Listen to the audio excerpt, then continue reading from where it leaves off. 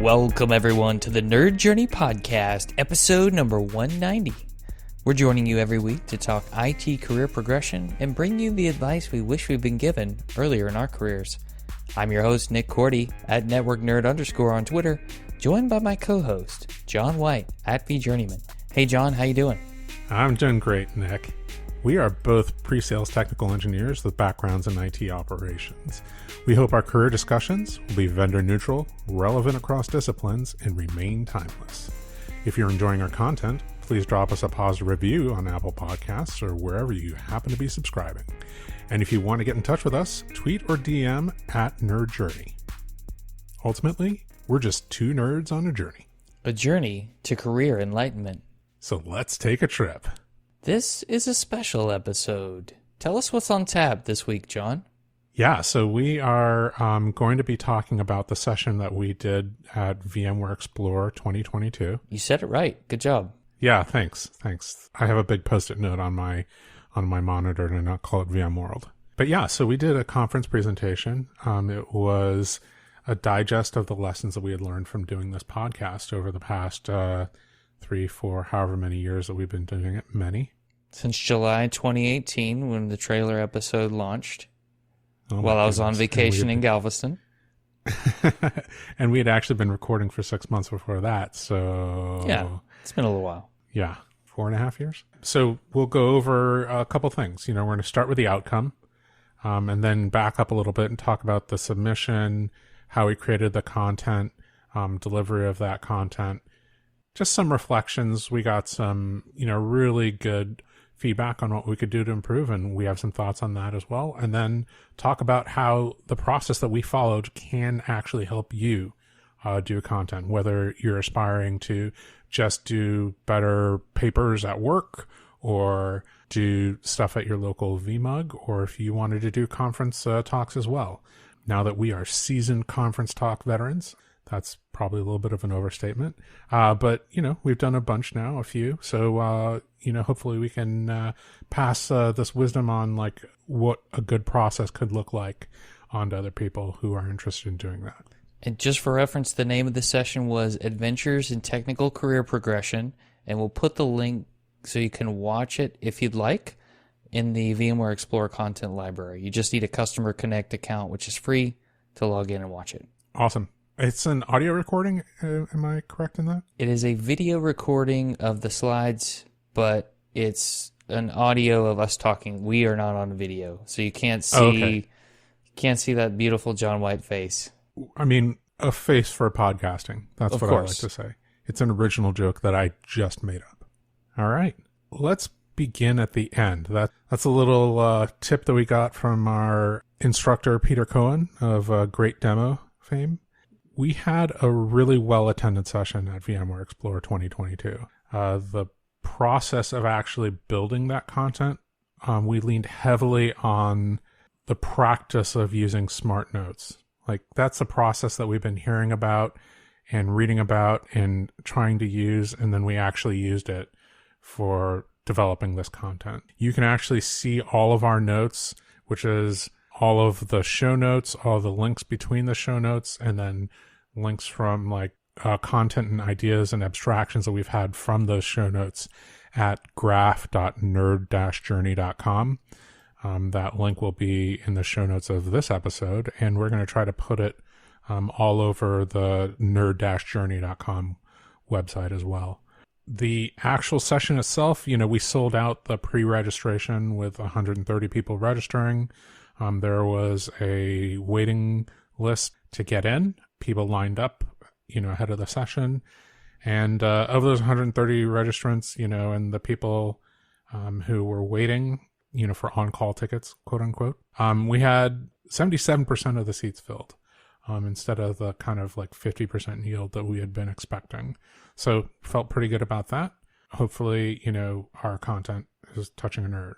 It's like how to get better at your job or, make that, next step forward, whatever that looks like for you. We got extremely positive feedback with 1/3 of the eligible attendees actually leaving feedback. That is not the ratio that I had assumed would happen. I thought it was 5% of people leave feedback, and we had 1/3. that could signify like a third of the people were super angry and hated it. But, fortunately, that was not the case. Those people give us an average rating of 4.52 out of 5. Had some really positive messages there and really appreciate it. That feedback also included some constructive areas where we can improve. So we're kind of excited to refine both the content and the process that we went through. We really like to share that process. That's kind of what we're here to talk about today. And maybe it'll help you, the listener, write your next user group or conference session better and faster than it would have been without this process. So any other thoughts before we move on there, Nick? I would say that feedback is a gift, whether it's you did a good job, I really like this part, or this part really could have been better. And we appreciate everybody who left feedback. And this is a little bit of a report card for us. How we think we did, how we want to improve. Yeah, absolutely. One of the points that we made was to show your work. So that's what we want to do. We told everybody that was a lesson that our guests, kind of told us to be, really good at your job. So we're trying to live that. Could you maybe refresh my memory about the origins of the session? Sure. Every good hero has a great origin story, right? This is no different. Starring John White, of course, as one of the heroes. So this came from a presentation that we delivered remotely for some VMUG user cons called Breaking Career Constraints. And I think it was a 30-minute slot, different format, but this was kind of, I guess you'd call it, taking it to the next level. So we came up with adventures in technical career progression and wrote a decent abstract covering things like becoming a people leader, communicating with your management, being a standout individual contributor, protecting yourself from burnout, and leveraging relatable experience in your career. I think those were the 5 high points that we highlighted in our abstract. So we submitted that before the VMware Explorer deadline expired. And I will say that if you submit a talk for a conference, be aware of what the tracks are and what they mean, the types of content they'll accept. For Explorer specifically, there was a people and culture track and a vision and innovation track. So it was really hard to pick. And when I had the choice, I picked vision and innovation because I felt like we were innovating in the career space. Since even though we're not talking about the tech specifically most of the time, we're talking about our careers in the tech space. So that's what we went for. And it was the week of June 27th, I got an email from someone inside VMware who was in charge of that track and said, our session was not listed in the content catalog yet, but that it had been selected for a People's Choice Award, and that it was going to be put to the vote for the vision and innovation track along with a couple others. And we had until the end of the week to promote that and get people to vote. And thank you for those who voted. We were fortunate enough to win that vote, and we were selected to be in the content catalog around the beginning of July. So we had about 8 weeks to create and deliver. So here's a lesson for everybody. We had not written the presentation at this time. All you need is a title and an abstract. You need an idea that you think you can do. Not until it actually gets accepted do you need to have the presentation in the form of writing it and building it. So we hadn't actually built it, but we had the content to mine for it. So once that happened and it was accepted, we had to do things like work with a speaker manager, understand the types of things that would be available to us in the room where we presented, since it was a physical conference. Are you going to have access to see your notes as you deliver the presentation? Is there going to be water in the room? Are you going to use a wireless mic and have a clicker to advance the slides? Do you need to leave time for questions? When do you have to submit a draft of the slides? So all those things play into your preparation. And I'll just leave it there. Anything to add? Yeah, I would say that I don't want to oversell like how little that we had done before. Sure. Because we had, obviously done the presentation for VMUG before, so we knew we had the content.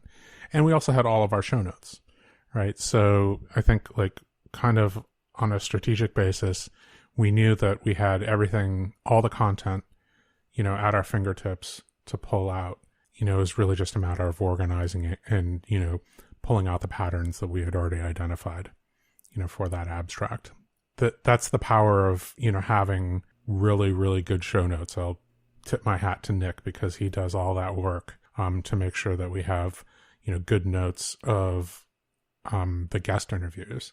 And, if we didn't have that, then we would not have been able to do this.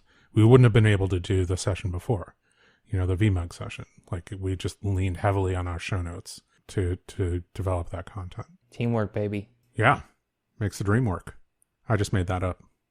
Nice. Copyright, John White. Yes. 2022, Nice. September 16th.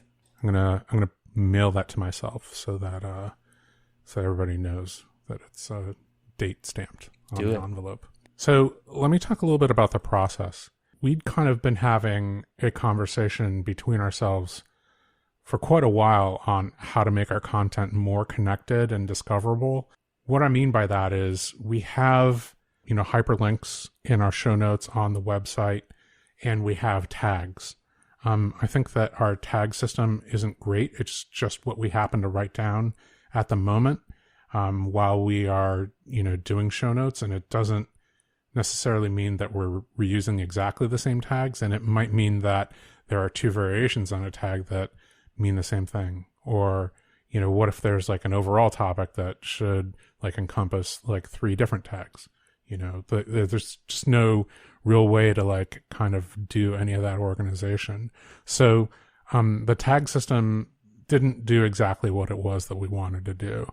We knew we had these tools. We had been talking about doing the Zettelkasten process, which we covered with Josh Duffney in episodes 156 and 157. And, we had some like external tools to actually do that. We knew that the outcome of the process would be, all these connected notes, and that would actually enhance what we could offer our audience, you, our audience. So going through this process would not just help us actually develop this content, better. It would help us develop content better and faster for the future. And it would enhance what we could offer people who are trying to connect, one conversation that we had in one episode with a different conversation. When was the other time that we've had a discussion of that concept? We could kind of create a link to that concept and then show every single other episode, maybe even with extracts of the conversation of that concept at that time. It would serve a dual purpose or a multiple purpose. I think probably another output might be more web discoverability.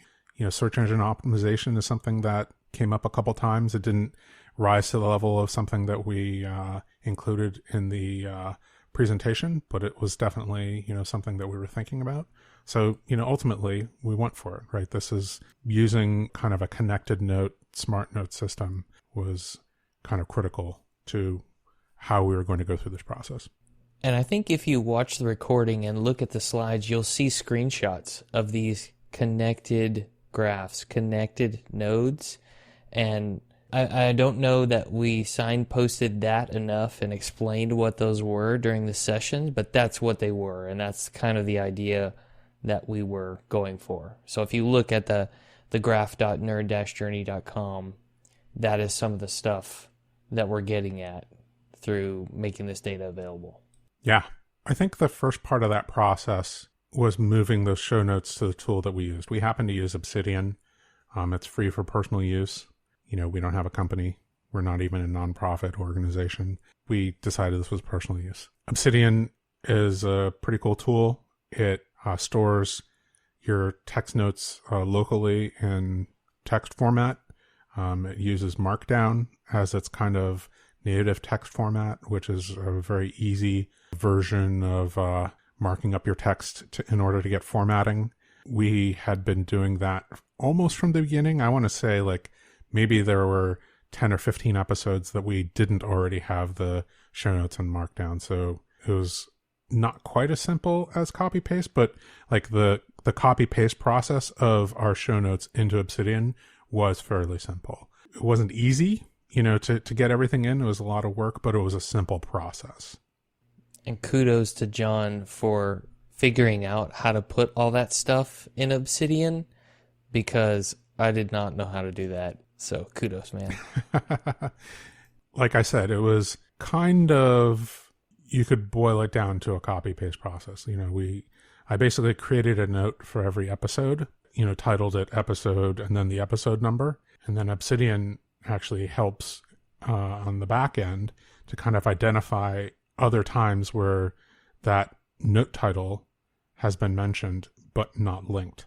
So I could kind of go in this next step, actually making connections. That was the second part of this process, and lean on Obsidian to find every single other time that episode 101 was mentioned, but we hadn't actually created a link from that note to the note to episode 101 yet. Maybe there was a hyperlink to the website, but there wasn't like an Obsidian link between those two notes. So going through and creating all those connections with just episode numbers was, kind of the first phase. The second phase was making sure that we had connections to people. So not only do we call back episodes in other episodes, but we reference other people. For example, I mentioned Josh Duffney just now. So when we do the show notes for this episode, we will have to add like a link not only to, episodes that Josh Duffney did on the website, but we'll have to add like some hyperlinks for the Josh Duffney note in Obsidian. Yeah, and I'll just say that I had been trying to keep a list of all our guests in a blog post I wrote back on our 100 episodes, and I would just link to like the first episode in the series for that person, but this puts that to shame and is way better. Way, way better.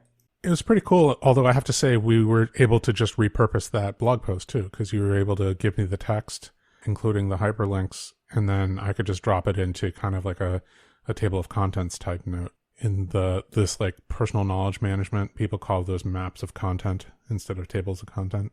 Yeah, it's a map of content note.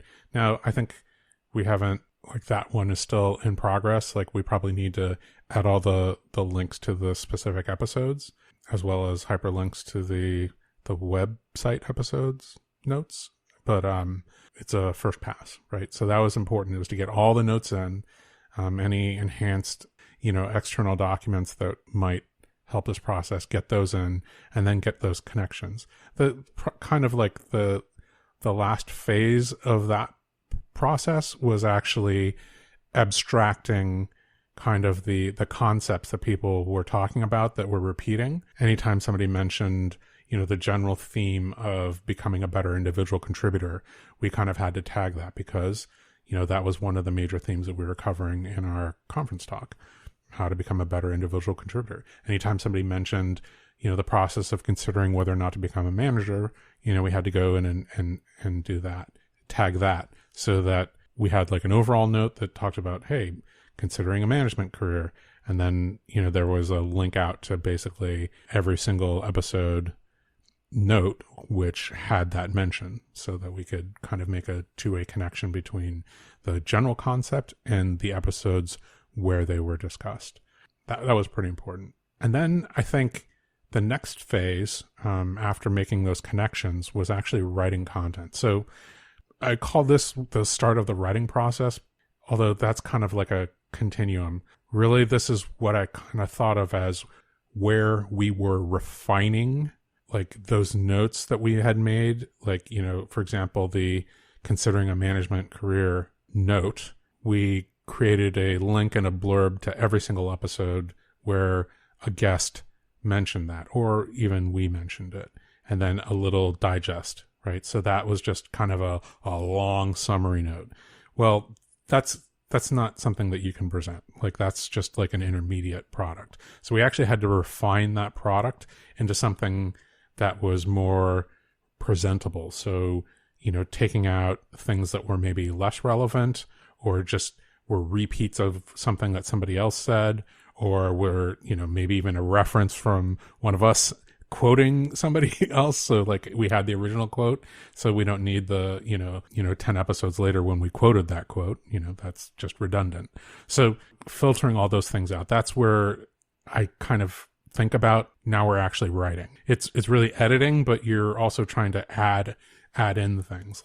Okay, now we're getting down to like kind of the core people and episode quotes, that are going to make it into the episode. So it's a little bit on the creative and adding side, not just taking away. You're taking away, you're editing things out, you're striking things out, but you're adding things in too.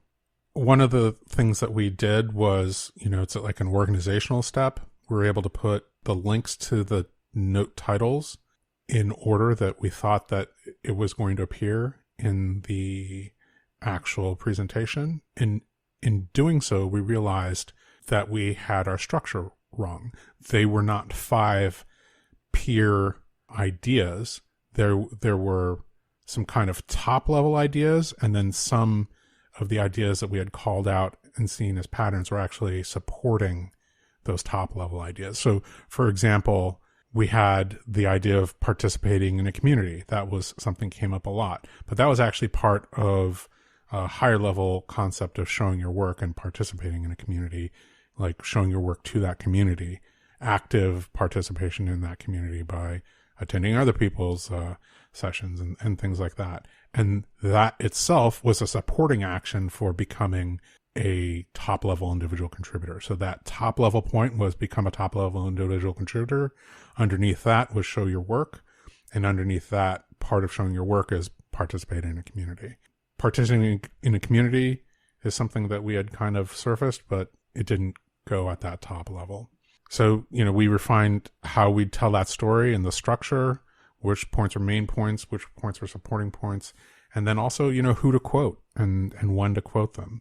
We also needed to start to think about how we were going to introduce those people. That was kind of a big deal. I want to pause here and ask you, Nick, if you had anything to add to that before I kind of move on to the ideas that we had for improving. So I would agree, the way we categorize things in terms of patterns and certain patterns fitting within a larger generalistic pattern is right on, and it helped us organize the delivery a lot better. Yeah, I think that's absolutely right. You write things down and then an organizational structure emerges, right? You don't start with an organizational structure and then fit everything into it and try to jam everything into your preconceived notions of how things are going to go.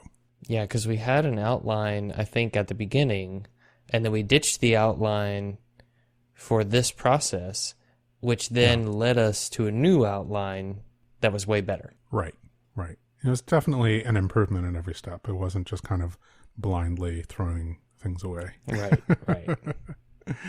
Okay, so improvements for next time. Obviously, like I said, we got some really good feedback. Generally, overall positive. Positive feedback doesn't mean that there's no constructive criticism. So, somebody can be happy with it and also offer constructive feedback. So, we had our own critiques of ourselves, and then we got this constructive feedback as well. So, we wanted to kind of aggregate both those things into what we're doing here. I think early on, we wanted to make sure that we were emphasizing the value of the collective experience of the guests that we interviewed and not say, hey, this is all information that we're coming up with, right? That people don't care about us, but people might care about the 55 plus guests that we've interviewed and the collective wisdom that we've seen there, the patterns that we're calling out. So that meant that when we talked about these concepts and the people, we had to quote those people. And that meant that we had to introduce those people and give brief bios and why you care about, what this person had to say. We made the decision that we were going to do those introductions and give those bios verbally, while we had the overall point on the slide up, as opposed to what I think we probably should do next time, which is have a section of that slide reserved for a person, maybe their image and their bio and maybe the quote that they're giving, while the overall point doesn't change, maybe just the section for the person that we're quoting, so that we don't have to say the person's name and then introduce them every single time, because that, introducing them properly meant that we had to read, because we were quoting I don't know, 20 or 30 people, and memorizing that just wasn't going to happen. So people, their titles, who they were with when we interviewed them, and who they're with now.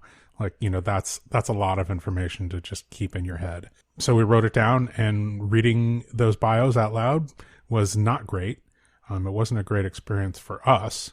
And I think that it probably detracted from the audience experience of the content.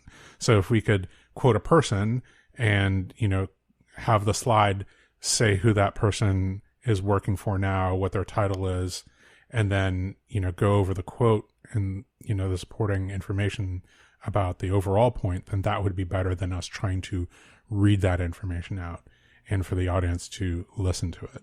I think we had that like immediate reaction, like walking out of the session. Does that track for you? Yeah. And I mean, just like we do on the show here, usually when we say someone's names, we mention episode numbers. And I know someone's feedback was, I wish we had heard more references to the episode numbers. So maybe we put those on that same slide too, so that, hey, for further listening, see here. This is just a sample of what this lovely main course entree tastes like. Yeah, exactly. It's the tasting menu, right? Exactly. It's like when you go to a buffet and the first plate that you get is just a nibble of all the things that look tasty. Mm-hmm. I think that's what we were trying to give. But we thought that, introducing that graph.nerd-journey.com would be the gateway to the actual episode numbers. But yes, putting those episode numbers on the slide, so that people could just take a picture of the slide if they wanted to go listen to the episode, like, right after our session. Hopefully not get up in the middle of the session and listen to it. But yeah, right after. Maybe like I had like an instinct of like non-promotion that was or unfounded, or like I didn't need to worry about that, of like, promoting the podcast in the session. Maybe that was just misguided. And maybe that was a wrong instinct. I mean, as well. Maybe standing outside the door as everyone left saying, hey, did you subscribe? I'm going to need to see evidence. Maybe that was a little too far. Sorry, everybody. I mean, for the record, I had to leave as soon as it was over, so I can't be responsible for whatever John did at the end. Yeah, that's true. It's all on me. It's all on me. Sounds like it. The next point of improvement also had to do with slides, and that was the knowledge graph that we took a picture of and put up, and then for every point that we were making, we were showing the full knowledge graph with the point that we're making and how it was connected and where it was positioned within the knowledge graph. So let me back up. Like, even just saying knowledge graph maybe is too much of a jargon thing. Graph theory comes from mathematics, which is, it's probably not taught even in like secondary school, graph theory. So let me back up. Maybe the thing that's closest would be a mind map. Kind of like a piece of like content or a title, and then a line that connects it to another idea, and the line that connects it to all other ideas. It's just that with a tool like Obsidian, you can create so many connections that, it ends up looking like a giant, complex spider web. And you can kind of visually see what areas are super connected and what areas are less connected. But I don't think that we did a good job of explaining that that's what that image was. In fact, somebody specifically said that they didn't know what the image was. So we know that it didn't get out to everybody. Yeah. Right. And I think we were worried that we would go over time and not have time for questions too. So maybe that played into it. But I'm with you. The simplest way to explain what the knowledge graph is, I think, is it is a visualization of the holistic data, and each dot is a node, idea, person, and the connection line is there's some kind of common thread between those. Right. The episode that we're releasing this under, 190, will be a dot. And we already talked about episodes 156 and 157 with Josh Duffney. So there will be lines to the dot which represents episodes 156. There'll be a line to the dot that represents 157 and a line to the dot that represents Josh Duffney at a minimum. That can get quite complex. And again, if we didn't explain what it was, or, we weren't very clear about what that the explanation of what it was, it just looked like this abstract art, and who knows what it was, so obviously somebody didn't understand. So we need to do a better job.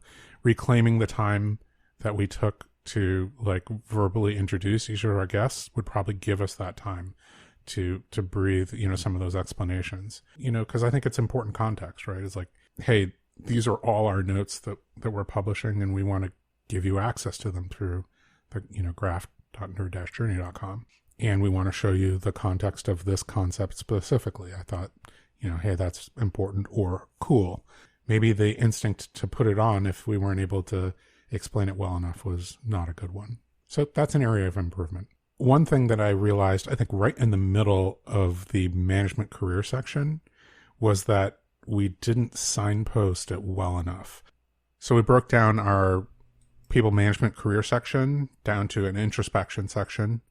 Hey, it's people management career is a completely different job than actually being an individual contributor on that team. And the second area was characteristics of good managers.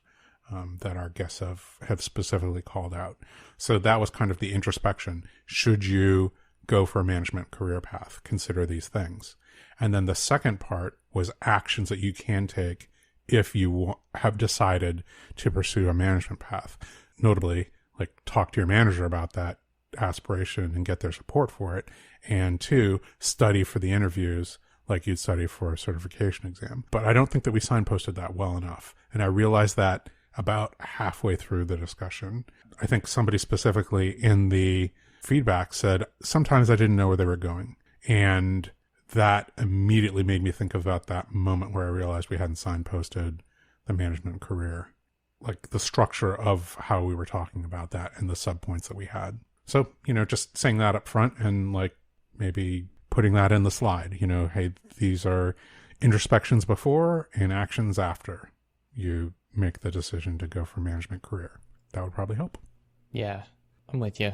And I will say, while we felt we did okay, we did reference our notes a lot, and maybe we went back and forth too much. Maybe that caused too much confusion. You certainly want to be dynamic when you're speaking. You want to have some back and forth so it's not too much monologuing on each speaker. And honestly, we could have used more practice on the presentation together, but we fell short on time. Some of us ended up doing 4 sessions at the show, and we had time constraints. We tried to compensate with a good process to back us up, enough rest ahead of time. Like for me, I set a limit on when I was going to get to bed the week before the conference to make sure that I had energy in the tank to go for it. We wanted to make sure we had the energy that was high enough and that we were sharp enough to do the session and be as prepared as we were, or as prepared as we could be. And some of the comments maybe may have been thinking on our feet. Yeah, I think that also is reflected in the decision to read out, the qualifications of the people, right? So because we had so much of that, we had to refer to our notes, and it kind of made practicing the parts underneath that seem like it was, a marginal return. I'm already going to have the notes in my hand. I'm already going to be looking at it, and, I can, remind myself right then and there, because there's just too much stuff to remember, if we try to start remembering things. And, that kind of goes back to that root of, what do you put on a slide? What is the information that you're delivering verbally? And you don't want to put like all the text that you're going to say on the slide, because that's a nightmare. But we might have like gone a little bit too far the other way. We probably could have put the information about the guests. That would have helped us out a lot, both in the reading and in the practice. It would have freed up a lot of space for us to practice. But, hey, it is what it is. Like, we felt like the content was really good, and we had, intimate knowledge of that content. We were the ones that developed it. We were the ones who, pulled out all the quotes, and we've been, talking about these people and the ideas that they were presenting, over years. So we felt really well connected to it. Obviously we hadn't done that while we were also introducing the people who said those things in their bios, but we hadn't practiced that. So that kind of, that was a little bit rough. But I think, good introspection and, good lesson learned there. Yeah, and if you were there and it helped you, even if we said one thing that helped, we accomplished our goal, because that's what we wanted to do, to help. Yeah. I think that was how I measured success, was that people were nodding. People were, really connecting with the material. Somebody tweeted out, something that we said in the middle of the session. I don't know if you saw that, but No. Yeah. I felt like we were reaching people, and that was how I measured that as success. But we want to make one final point, which was that, using smart notes, these connected notes, and an app like Obsidian can help you with your content creation. You don't need to use Obsidian. It's just what we happen to use. Like, I can maybe help out somebody else if they are, asking about Obsidian. We have Josh Duffney's book that we can point people to. There's a fairly active community in their forums and YouTube channels completely around, building flows with Obsidian. And I promise to, and I have committed to doing at least one blog post about task management with Obsidian. So you heard it here, folks. More homework for John White. If you want to hold him accountable, please tweet at him by October 1st, 2022. So nice. If you don't know or can't find my task management with Obsidian blog post on vjourneyman.com, then you can ping me on Twitter and say, hey, what happened to that? Did you take it down? Like, why did you take it down? And then I'll be embarrassed enough to actually finish and put it up. Probably that's not going to happen, because October 1st, it's definitely going to go up 100%. There you go. I like it. Hey, we use the process. Kind of our feedback on it is that it's most useful when you're already capturing written content early on. So we had 4 years of show notes that went into Obsidian that we were able to extract information from. And that's why we were able to develop the content that we did so quickly. I mean, it also helped that we were intimately familiar with the content that was in there. But it's not to say that you shouldn't think about doing this today, because you should. You should probably, grab a tool. Don't spend too much time, figuring out which tool. Just grab Obsidian in this case and start using it. And then, if you wanted to migrate to a different free tool later on, it's pretty easy to do. Here's the story. When we read How to Take Smart Notes, the Sanka Aarons book, there's this, thought experiment there that said, what if you're asked to do an ideation process, right? Where you have try to figure out what it is that you're going to write about. And all you have to do is look at your knowledge graph and say, oh, those are my most connected areas.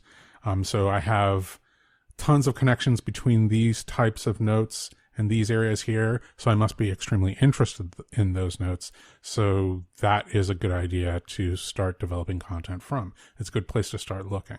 That was definitely the case for us. The things that we were pulling out were extremely well connected ideas, lots and lots of links to guests who had mentioned the concepts once we were able to discover them all. Imagine the process of actually organizing that content into kind of a table of contents, where you're flowing from one topic to another, to another, to another. Well, we were able to do that. We had the titles of our topics. We were able to, put those in order, and we realized while we were doing so that we actually had some organizational refinements that we needed to make and reorganize those things. And then each of those notes could have sub notes, where we had subpoints, and all of that was kind of emergent. But it was all the promises that were made in that book were true. I think the thing that we missed out on was the benefit of having already refined blocks of content already in those final notes. And that was just because we weren't doing this process until the session was approved, right? We had ideas of doing it, and we just didn't have an inciting event to kick us in the butt and get us to do it. So now it's happened, and we're going to maintain it, and we're going to keep on publishing it to graph.nerd-journey.com. So you can see our work as we're doing it. And it's ultimately backed by GitHub. So if you have a GitHub account, you can actually make some comments or file a bug or make a suggestion in the form of a bug, and we'll fix it. You know, like, hey, you need to add this note. Hey, you need to add a link to this note. Hey, this note has an incorrect link, whatever, you know, that is. Like, we want to show our work, do the work in public, and get the feedback from the people that are benefiting from it. I think you just said we're doing career DevOps and revision control. Is that what you just said? Yeah, that is what we said. Nice. I love it. I wish we had like a CI/CD pipeline for that. Oh, geez, wait, we do. It's all in GitOps. Actually, we can set up the actions to automatically republish. Let's think 1.0 before we get to like 7.0. Okay, yeah, that's a good point. One thing I thought of, John, that maybe we should have done differently is maybe we should have gone back and listened to episode 41 on presentations, and then the 2 episodes with Al Rashid, I believe, were episode 73 and 74 about his experience presenting at a conference. And I can't believe I didn't go back and listen to those before our presentation. Yeah, I feel bad because I definitely read the show notes for those episodes in depth, and I just didn't say anything to you. So sorry. No, it's fine. There's another note that needs to be created, right? Which is writing content for conferences. And this episode will go under that along with Al Rashid's in 43, I think. 41. 41? Okay. Yeah. Yeah. We're not creating a link to 43. Because 43 was Ethan Banks turning a hobby into a job. Okay, well, you just said Ethan Banks' name in the title, so now we are actually going to have to create a link there. So do if I just keep naming people's names, does that mean more? It's a low value link because no. Don't do it. Don't even pretend. Okay. Well, I think that's it for that segment. Anything else before we get out of here? Nope. Just a reminder again that we'd like people to subscribe and give us a positive review on Apple Podcasts or wherever they happen to be listening. Again, we see you Overcast users. We want to know if we've been helpful, and we're always looking for interesting questions to ponder. We're collectively on Twitter @NerdJourney. And we're looking forward to that next conference talk, knowing we have work to do. Good luck to you out there if you're preparing. Farewell, listeners. Tune in next time as the journey continues. I'm Nick Cordy @NetworkNerd_, for John White @VJourneyman, signing off. Adios.